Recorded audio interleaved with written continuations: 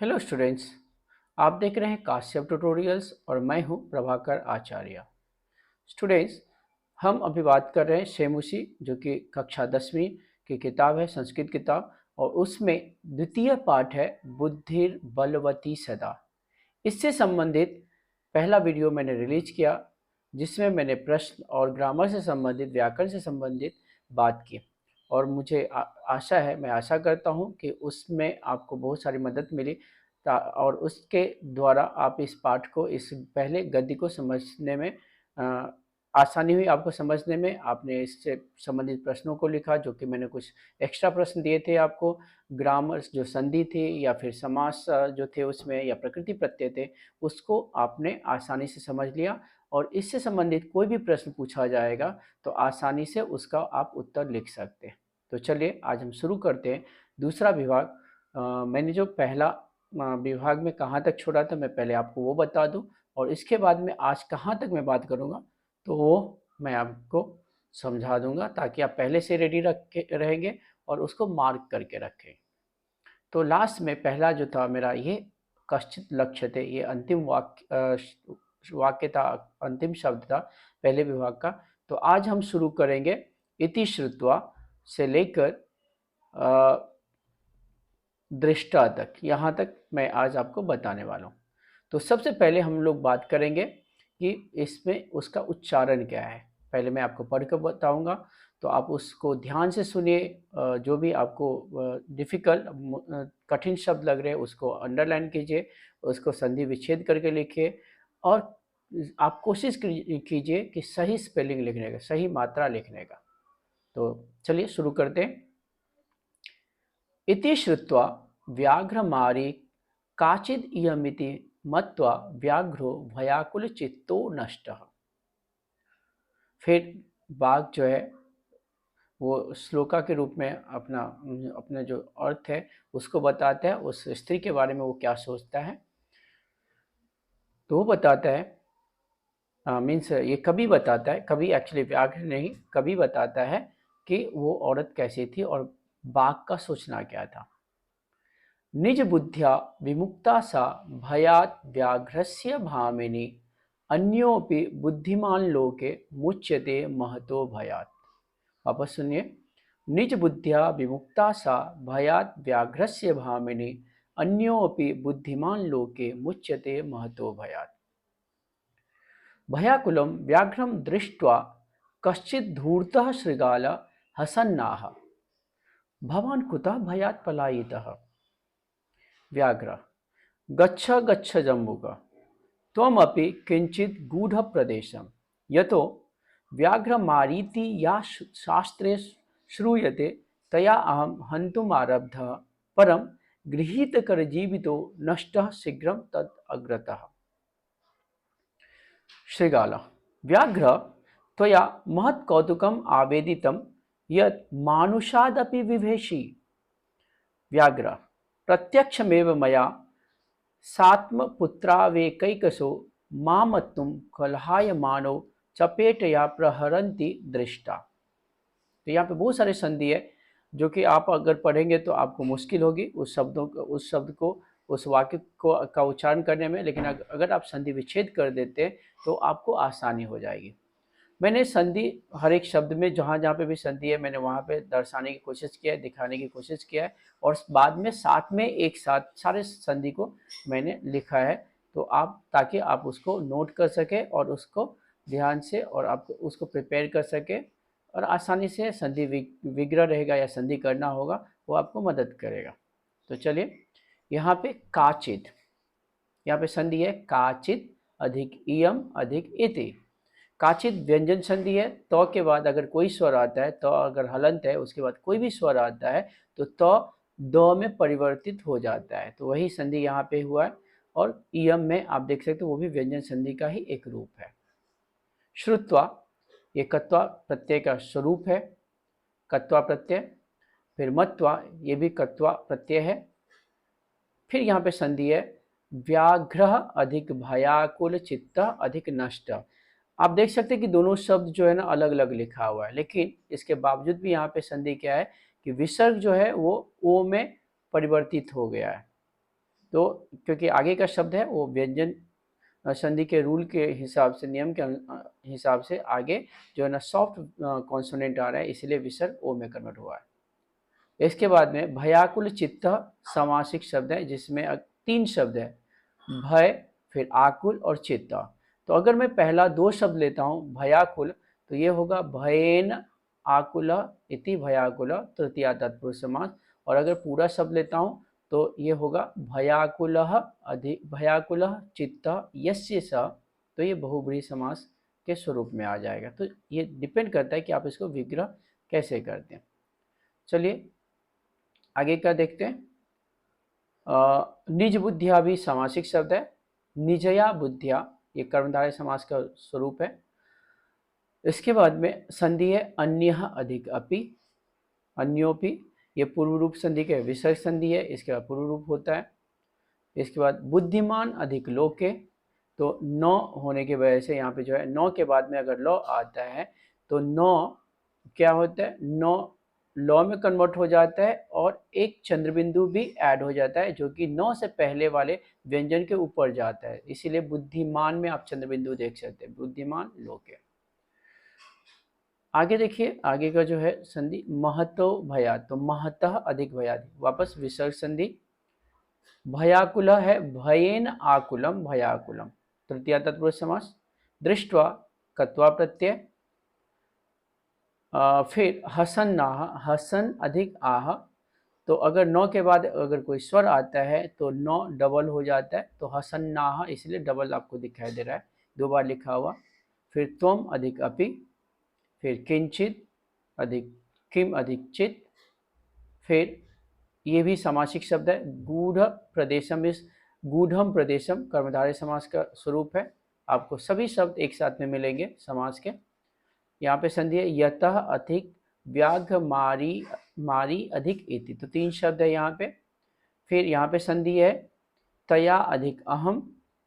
फिर यहाँ पे संधि है हंतुम अधिक आरब्धम, हंतुम तुमुन प्रत्यय है तो हंतुम अधिक आरब्ध। फिर गृहीत कर जीवित, ये समासिक शब्द है, गृहीत, गृहीत कर जीवित, ये न सह गृहीत कर जीवित। तद अग्रता, यहाँ पे भी संधि है तत् अधिक अग्रता, एक्चुअली ये समास शब्द होना चाहिए, तस्य अग्रता ऐसा मीनिंग होगा। फिर यहाँ पे संधि है यत अधिक मानुषात अधिक अपि, यत अधिक मानुषात अधिक अपि। फिर प्रत्यक्षम अधिक एव। फिर यहाँ पे भी संधि है सा अधिक आत्मपुत्रो अधिक एक अधिक एक सह। यहाँ पे संधि है माम अधिक अतुम, तुमुन प्रत्यय, माम अधिक अतुम। तो ये सारे संधि वो शब्द थे। चलिए हम इसका मीनिंग देखते हैं। इति श्रुत्वा, यह सुनकर व्याघ्र मारी काचिद यमेति, व्याघ्र मारी मतलब व्याघ्र में बाघ का शिकार करने वाली, काचिद यमेति शायद यही है, शायद यही है, इति मत्वा ऐसा सोचकर व्याघ्र में जो बाघ था भयाकुल चित्तो नष्ट, भयाकुल में घबरा कर, नष्ट में भाग गया, नष्ट यहाँ पे मरना नहीं होता है, भाग गया नष्ट। तो बाघ को लगा क्या कि शायद यही बाघ का शिकार करने वाली है जो कहा जाता है, कहावत है, ऐसा वो मानकर, ऐसा सुना जाता है, ये सोचकर बाघ वहां से भाग खड़ा हुआ। तो कवि कहता है श्लोक के रूप में कि वो स्त्री कैसे बची, तो निज बुद्धिया मतलब अपने बुद्धि के सामर्थ्य से विमुक्ता सा वह बच गई, विमुक्ता सा में जो बच गई, सा किससे बच गई, तो व्याघ्र से भयात, बाघ के डर से वो बच गई। सा भामिनी, वह औरत जो बाघ के डर से अपने बुद्धि बल से बाघ को भी भगा दिया और उसके डर से वो बिना डरे हुए वो बच गई वहां से। अन्य अपि मतलब बुद्धिमान लोग के, मतलब दूसरे भी बुद्धिमान जो लोग होते हैं इस संसार में, वो भी महान भय से अपने बुद्धि बल से बच जाते हैं। तो अन्य अपि मतलब दूसरे भी, बुद्धिमान मतलब वाइज पीपल, बुद्धिमान बुद्धि पुरुष, बुद्धि जिनके पास में, ऐसे लोग के इस संसार में मुच्यते इस बच जाते हैं। महतः भयात, महान भय से, भयंकर से भयंकर डर से वो अपने बुद्धि बल से बाहर निकल जाते हैं। अब श्लोका में क्या कहा गया है मैं आपको इसका मीनिंग्स बताता हूँ। पहले का आपने देखा, वो पहले पैराग्राफ में बताया था, ये उसका अन्वय है, क्योंकि जब भी हम श्लोका का मीनिंग देखते हैं तो पहले उसको हमें रीअरेंज करना होता है सेंटेंस फॉर्म में, ताकि हमें उसका मीनिंग समझने में आसानी हो। तो क्या कहा गया? वह सुंदर महिला अपनी बुद्धि से बाघ के डर से मुक्त हुई। संसार में दूसरे बुद्धिमान लोग भी बड़े डर से मुक्त होते हैं अपने बुद्धि के बल से। आई होप कि आपको हिंदी में समझ में आई होगी, नहीं तो मैं इंग्लिश में भी इसका बता देता हूँ कि इंग्लिश में क्या है।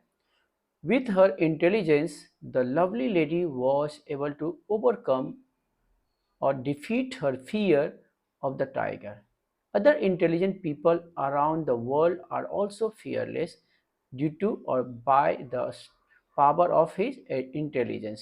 तो ये इसका मीनिंग है। चलिए आगे देखते हैं।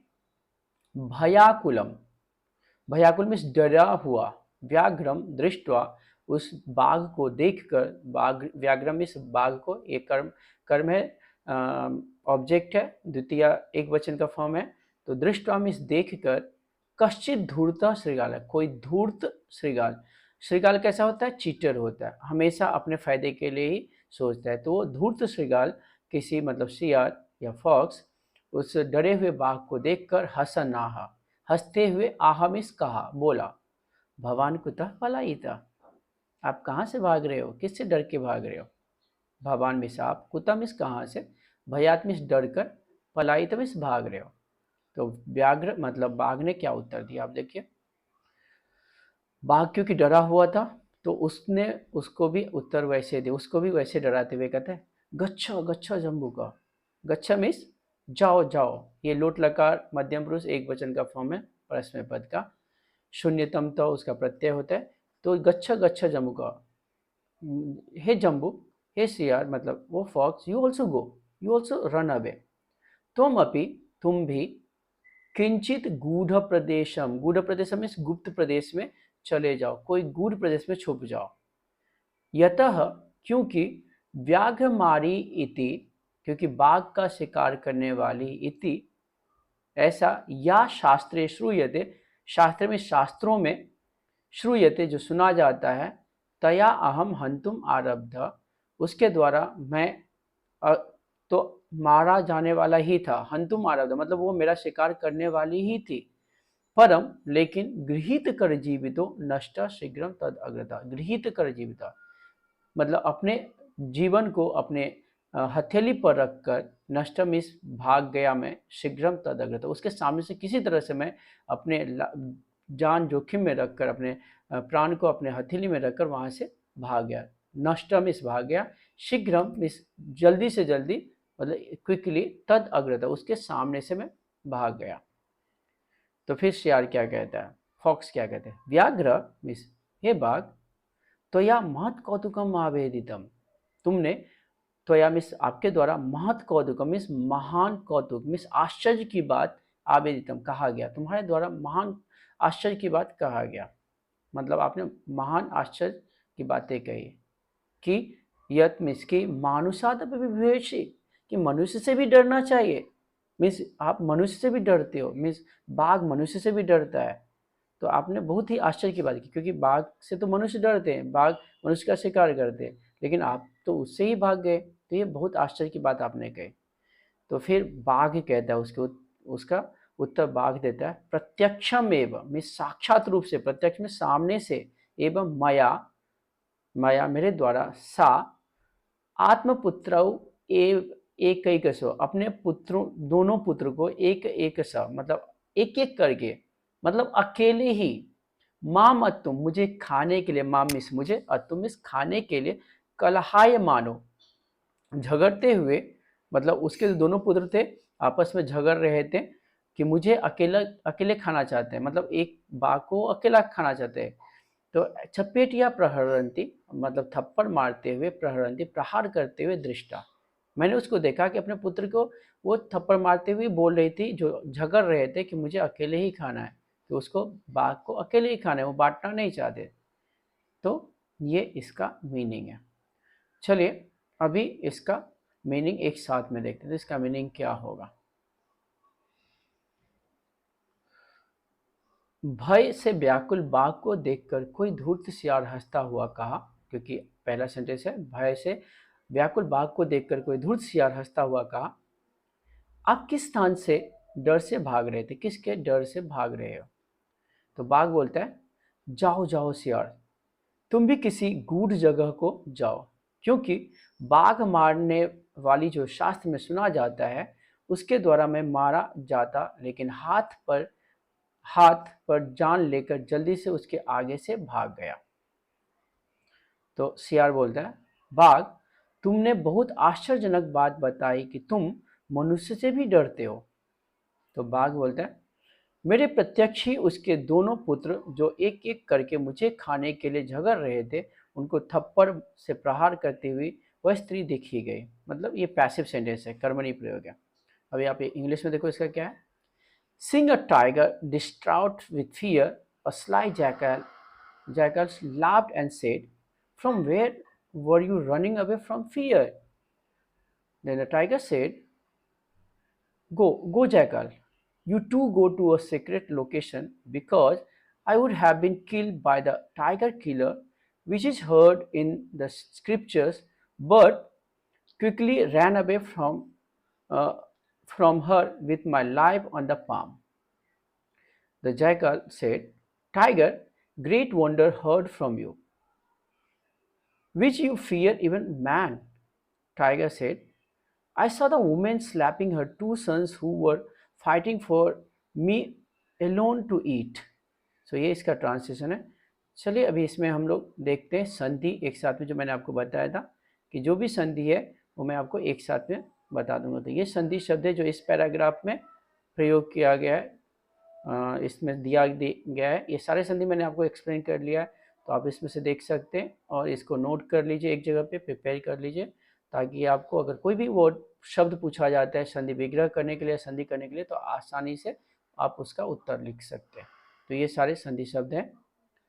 इसमें समास जो है, समास कितने शब्द है, वैसे तो बहुत सारा शब्द है, लेकिन जो मुख्य है तो भयाकुल, तो भयेन आकुल तृतीया तत्पुरुष समास, भयाकुल चित्त यशस बहुव्रीहि समास, निज बुद्धिया, तो निजया बुद्धिया, ये एक्चुअली कर्मधारय समास आएगा, बाय मिस्टेकली मैंने यहाँ पे लिखा है, ये आएगा कर्मधारय समास,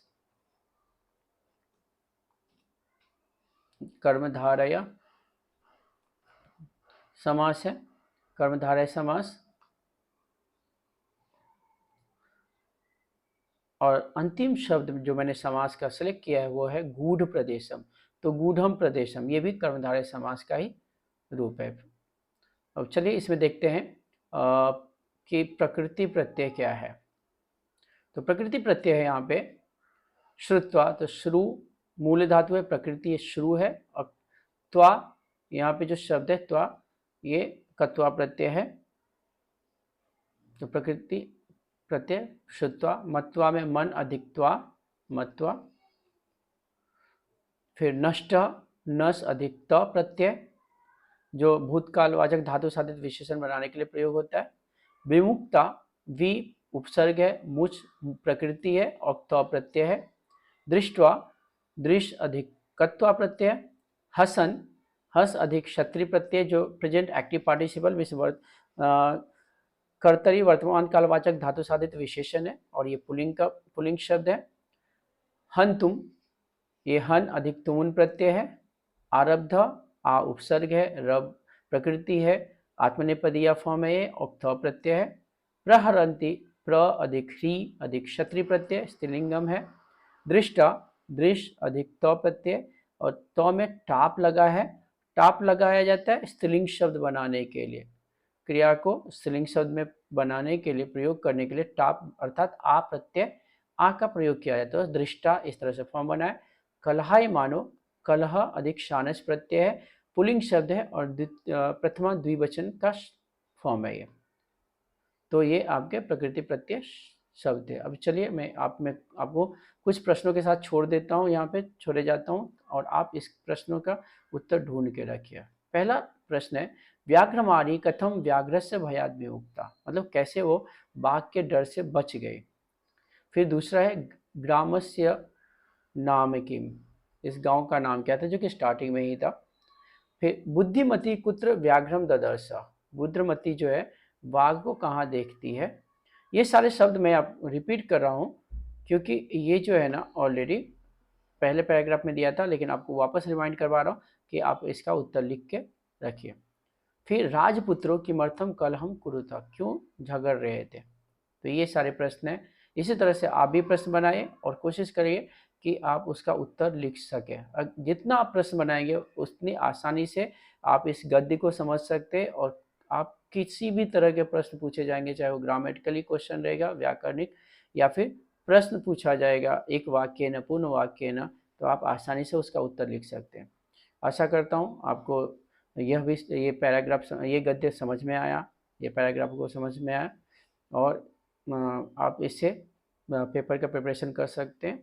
आप प्लीज़ सब्सक्राइब कीजिए अगर आपने अभी तक नहीं किया है, और अपने दोस्तों को भी शेयर कीजिए, ताकि वो अगर घर बैठे प्रिपेयर कर रहे हैं तो जब भी मन करेगा वो देख सकते हैं और आसानी से प्रिपेयर कर सकते हैं। तो इसी के साथ मैं विराम लेता हूँ और प्लीज़ लाइक कीजिए। Thank you.